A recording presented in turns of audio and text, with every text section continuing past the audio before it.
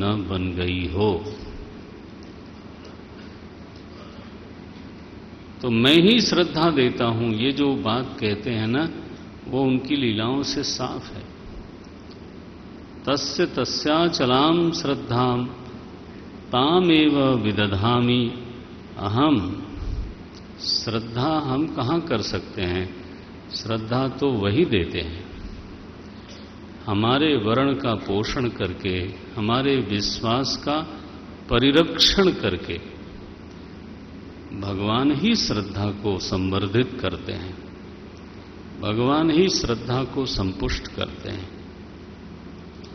तो द्वारिका धाम बना महाराज, तीर्थ है, प्रभु का चरण स्पर्श है, वहां पर निवास किया, सभा बनाई और वहां राजा नहीं बने। यहां प्रकरण आएगा, भगवान दरबार में खड़े होते हैं।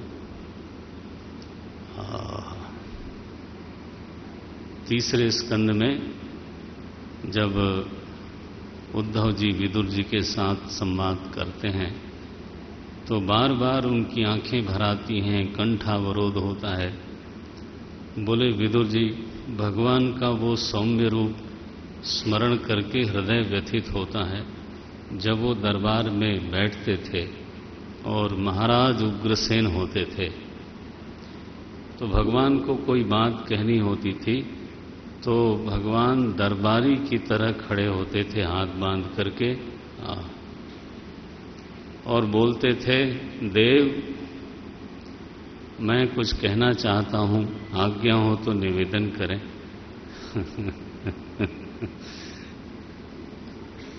तो ये भगवान की जो लीला है, उनकी जो मधुर मधुर चेष्टाएं हैं, वो उद्धव जी के मानस में ऐसी अंकित हैं, उन्हीं को लेके तो जीते हैं नारायण।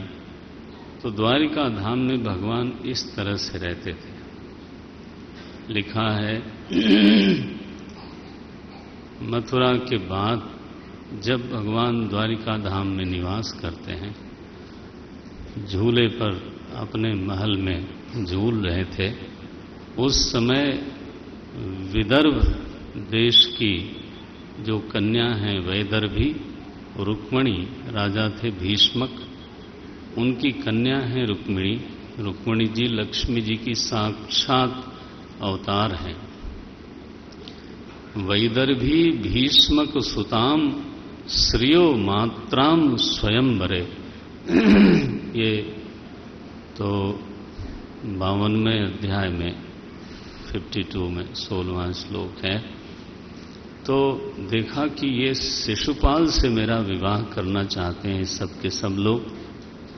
हमारा भाई उनका मित्र है, श्री कृष्ण से द्वेष करता है। तो सब मिल करके, जरासंध भी आया हुआ है, शिशुपाल भी है, रुक्मी स्वयं उनका मित्र है, शाल्व है, ये जितने भी कृष्ण विरोधी नृपति हैं, राजा हैं, वो सब के सब स्वयंवर में आए हैं। कोई और प्रत्याशी नहीं है, सब लोग शिशुपाल को आगे करते हैं। तो माता जी को लगा कि ये तो बलात्, और रुक्मी ऐसा प्रभावशाली था कि उसके पिता की चलती नहीं थी। उसके तीनों भाई शांत थे। हालांकि भीष्मक इस प्रस्ताव का अभिनंदन नहीं करते थे, उनको वो स्वीकार नहीं था, लेकिन बेचारे कुछ बोल नहीं सकते थे। ऐसी दशा थी। तो रुक्मिणी जी एक ब्राह्मण देवता को बुलाती हैं और उन्होंने एक पत्र लिखा।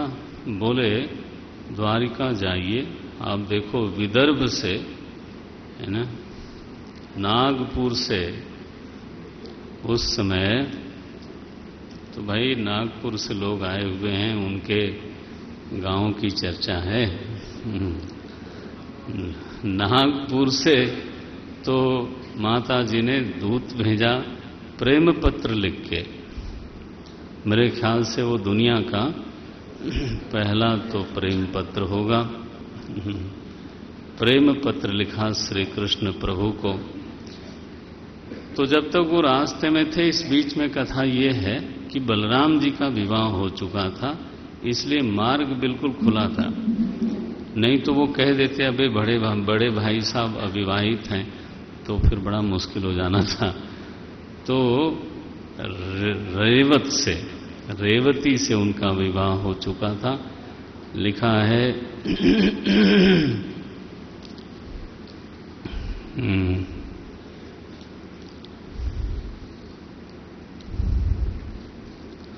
अच्छा, वो श्लोक मिल जाएगा तो मैं आपको बता दूंगा। ब्रह्मणा चोदित प्रादात, ये 15वां श्लोक है 52वें अध्याय का।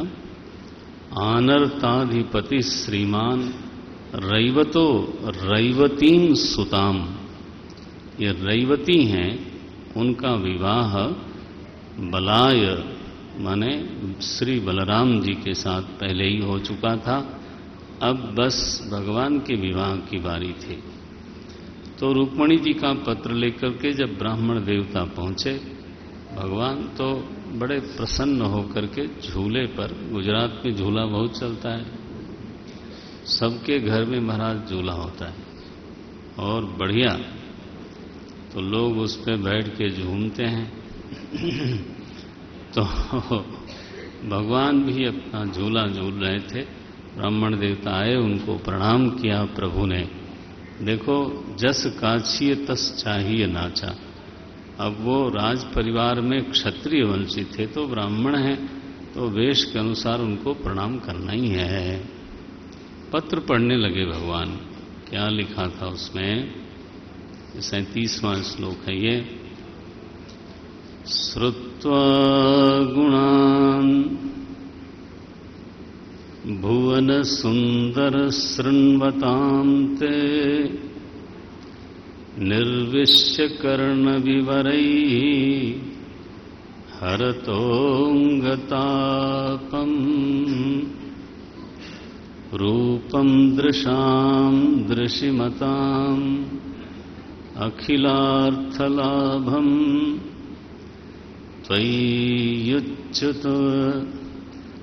त्वय्यच्युता विशति चित्तमतः प्रपम्मे का त्वा मुकुन्द महती कुलशीलरूप विद्यावयोद्रविणधामभिरात्मतुल्यम् धीरापतिं कुलवती न वृणीत कन्या काले नृसिंहनरलोकमनोभिरामम् तन्मे भवान् खलु वृतः पतिरंगजायाम् आत्मार्पितश्च भवतोऽत्र विभो विधेहि मा वीरभागमभिमर्शतु चैद्य आरात्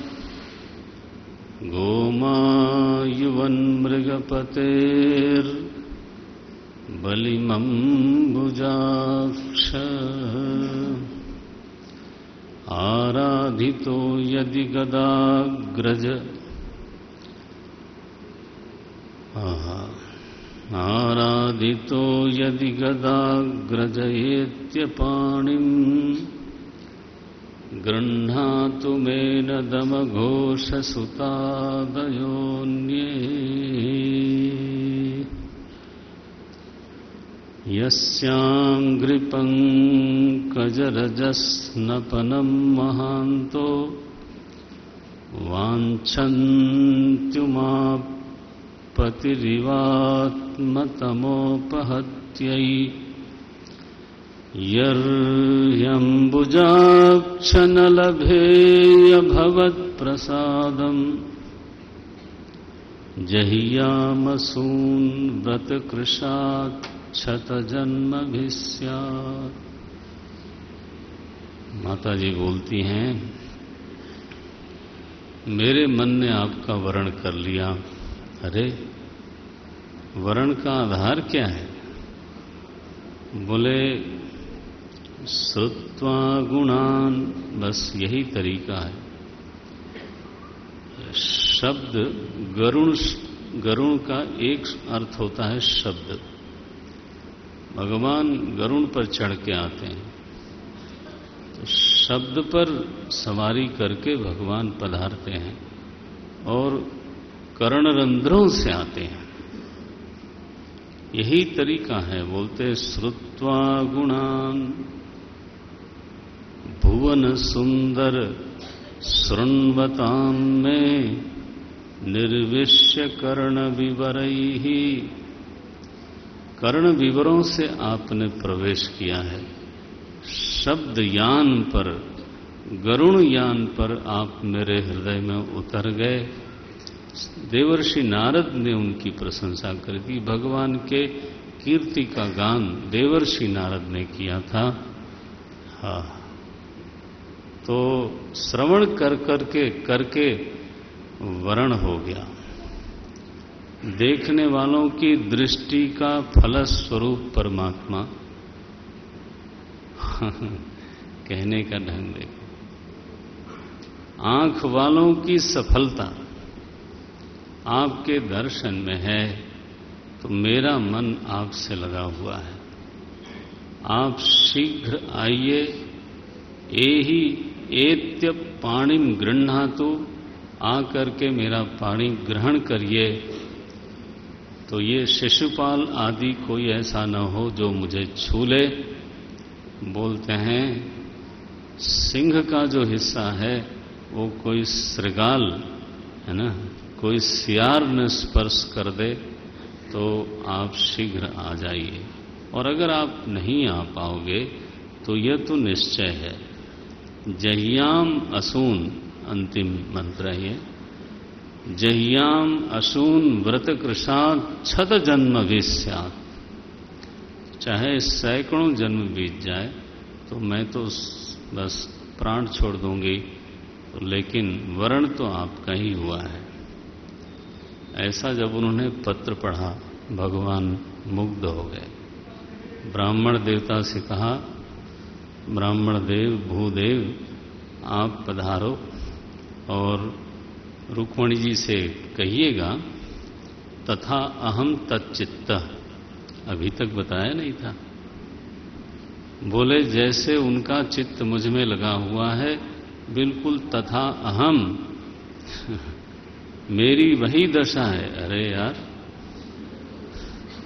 पहले किसी से नहीं बताया। बोले बताएं किससे? यहां सब बड़े भाई साहब हैं, नाना जी हैं। अभी ग्वाल बाल होते तो वहां बता दिया होता। दोस्त तो सारे रह गए उधर। ये बातें कोई बड़ों से थोड़ो बताई जाती। बड़ों को चाहिए कि पूछे, क्यों भाई? तो बोले तथा हम, ये 53वें अध्याय का दूसरा मंत्र है। तथा हम अपि तच्चित्त, मैं तो बिल्कुल बस रुक्मणी चित्त बना बैठा हूं। मेरे चित्त में और कोई चीज ही नहीं आती। कृष्ण भगवान की तो क्या कहना, रोज कस के सोते थे। बोले निद्राम न लेभे,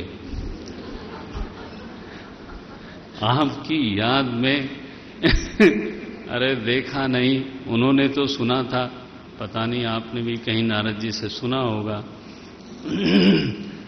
तो निद्राम च न लेभे निशि, रात में नींद प्राप्त नहीं होती। वेदाहम रुक्मिणा द्वेषान, मुझे मालूम है रुक्मिणी के साथ क्या हो रहा है। मेरे द्वेष के कारण ये चांडाल चौकड़ी एक हो गई है, समूह में आ गई है। उनसे कहिए चिंता न करें, मैं सबके मध्य से उनको निकाल लाऊंगा। आप आगे जाइए। ब्राह्मण देव गए हैं। भगवान को जल्दी है। दारुक सारथी को बुलाया उन्होंने और अकेले ही बस रथ पर सवार हुए तो विदर्भ देश की यात्रा कर दी उन्हें। बलराम जी घर आए कहीं से, बोले कृष्ण नहीं दिखाई दे रहे हैं, कहां गए? बोले पता नहीं कहां गए, लेकिन रथ पे गए हैं। ये क्या हुआ, रथ पर क्यों गए?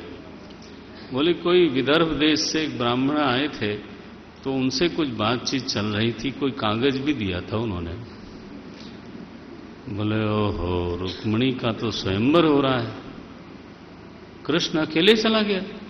अब देखो, वैसे तो सब प्रभाव जानते थे, लेकिन बड़े भाई हैं, उनको चिंता हुई। लिखा ये 21वें श्लोक में, कृष्णम चैकम गतम हर्तुम कन्याम।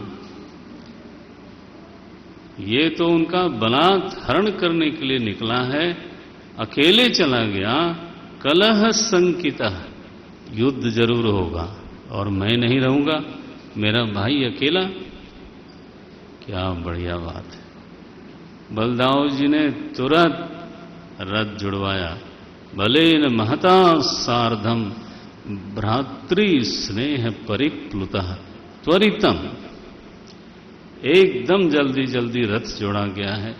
बलराम जी रथ पर आरूढ़ हुए और पहुंचे, वहां दोनों लोग पहुंचे।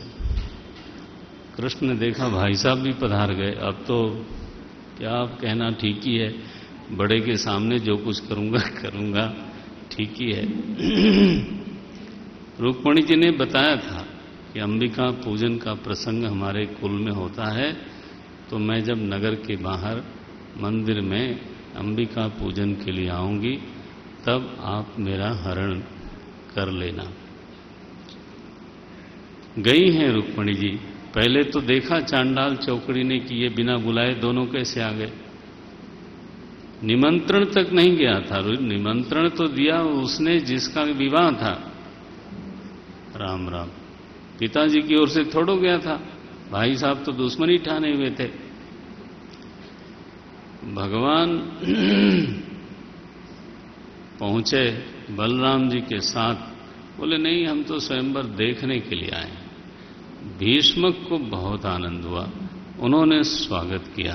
हाँ, आओ आओ, भले पधारे। उनके मन में संतोष हुआ कि शायद कुछ अच्छा ही हो जाए। महाराज, उधर रुक्मिणी जी जाती हैं माता जी के यहाँ प्रार्थना करने के लिए, और उन्होंने पार्वती जी के सामने जा करके तो अपना वरण सुनाया। सीता जी ने भी महाराज पार्वती जी के मंदिर में जा करके,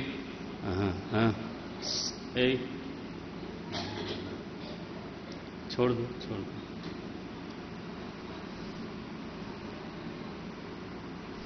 तो दीपक तले अंधेरा नहीं होना चाहिए भाई। बोले देखो, ये गड़बड़ किया ना तुम लोगों ने, शांत रहा करो। सीता जी ने पार्वती जी के मंदिर में तो अपना वर्ण सुनाया था, रुक्मिणी जी ने सुनाया। ये 46वां श्लोक है। नमस्ते त्वांबिके भीक्षणम 4-6। तो 53 चैप्टर का 46 श्लोक है। नमस्ते त्वांबिके भीक्षणम स्वसंतानयुतां शिवां भूयात्पतिर्मे भगवान् कृष्णस्तत् अनुमोदताम्। हे मां अंबिके, श्री कृष्ण हमारे पति होएं, आप कृपा करके आशीर्वाद दो, अनुमोदन करो। नाना प्रकार से पूजा की है। पूजा करके जब वो बाहर आई तो देखती हैं कि कहीं कृष्ण आए हैं कि नहीं। महाराज ये स्वयं रथ लेकर के खड़े हैं। तो रुक्मिणी जी अपने रथ की ओर बढ़ने की बजाय सीधे ही श्री कृष्ण के रथ की ओर बढ़ी हैं, और स्वयं जब रथ पर वो चढ़ना चाहती हैं तो भगवान को लगा कि ये मर्यादा के अनुकूल नहीं होगा। स्वयं ही चढ़ जाएं रथ पर तो अच्छा नहीं मानते, तो उन्होंने सहारा दिया, जैसे कि वो रथ पर उनको निमंत्रित कर रहे हों। उनकी जो गरिमा है, उनकी जो मर्यादा है, उसका बड़ा ध्यान रखा उन्होंने। तो सहारा दे करके रुक्मणी जी रथ में चढ़ गईं और बस चले महाराज। अब तो सारे टूट पड़े, पहले तो हतप्रभ थे, चकित थे कि ये क्या हुआ, तब तक वो दूर निकल गए महाराज। फिर दौड़े सब और बड़ा युद्ध हुआ। दोनों भाई लोग थे, सबका संहार हुआ, लेकिन रुक्मी जो है ना वो मानता नहीं, पीछे पीछे पीछे मना करते हैं। भगवान क्या बोलते हैं पत्नी के भाई को, न ठीक है आप कहो तो अच्छा है मैं भरसक न बोलूं तो अच्छा है। तो बोले तुमको मैं मना कर रहा हूं, लौट जाओ, अभी अभी रिश्तेदारी भी है, ताजी ताजी है, तो मैं नहीं चाहता खून खराबा हो।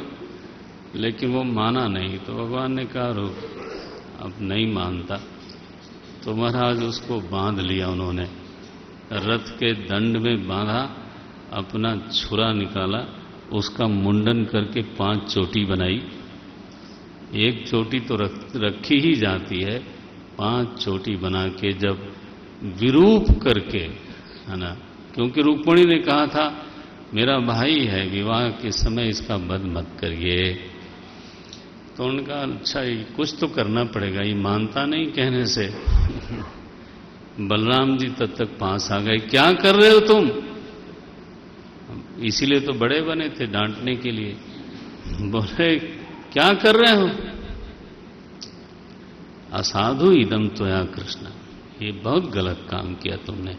बताओ, रिश्तेदार का मुंडन कर दिया, अब आप रिश्ता आप मन में बोल लेना, असाध्विदम त्वया कृष्ण कृतम अस्मत् जुगुप्सितम, ऐसा काम हम लोग थोड़ो करते हैं। बड़े भाई साहब है भाई। रुक्मिणी जी को लगा कि कोई बड़ा बूढ़ा भी घर में हम जाएंगे तो कोई ऊपर भी है। तो रुक्मिणी को वहां छोड़ दिया उन्होंने। पुरम आनीय विधिवत उपेये में पधारे हैं। पुरम आनीय विधिवत उपेये में कुरुद्वह, ये 53 श्लोक में तो रुक्मिणी जी के विवाह का यहाँ वर्णन हुआ। विधिवत, पहले जो हरण किया, तो विवाह हमारे यहाँ कई प्रकार के माने जाते हैं।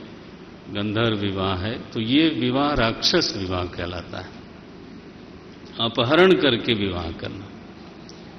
लेकिन भगवान जब नगर में ले आए तो विधिवत विवाह किया ब्राह्म रीति से।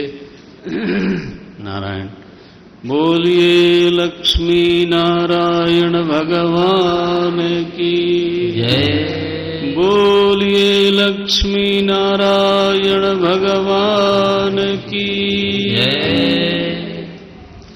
तो सप्ताह के अनुष्ठान में ये कन्यादान का पुण्य होता है यजमान को, इस प्रकार का तो महात्म बताया गया है। तो हमारे पंडित जी वो तो विद्वान हैं, संस्कारों को जानते हैं, तो संक्षेप में विवाह करा देंगे, लेकिन विधि से। हाँ, हरिओम। रुक्मिणी कृष्णपयामे ओम श्रीश्चते लक्ष्मीश्च पत्न्यापहो रात्रे पार्श्वे नक्षत्राणि रूपमश्विनौ व्यात्तं वाश्नन्निखाणा मुम्बै खाणा सर्वलोकाम्बै खाणा। श्रीरुक्मिण्यै नमः। ध्यानार्थे पुष्पाणि समर्पयामि। पादयोः पाद्यं समर्पयामि, अर्घ्यं समर्पयामि, आचमनीयं जलं निवेदयामि, सर्वाङ्गस्नानं समर्पयामि। श्रीकृष्णाय नमः। श्रीभगवत्यै रुक्मिण्यै नमः। हिरण्यगर्भः समवर्तताग्रे भूतस्य जातः पतिरेकया सीतः सदाधार पृथिवीं ध्यामुते नारायण नारायण लक्ष्मी नारायण